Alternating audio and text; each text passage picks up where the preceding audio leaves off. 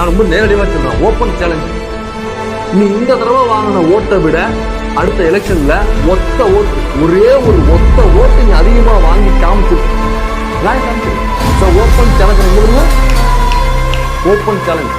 இருங்காய்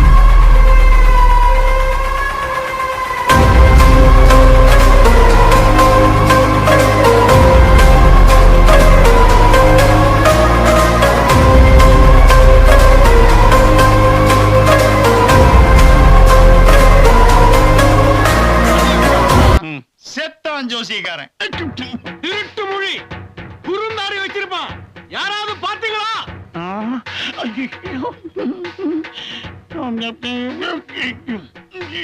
ஏன் முகத்தை மறைக்கிறீங்க? அது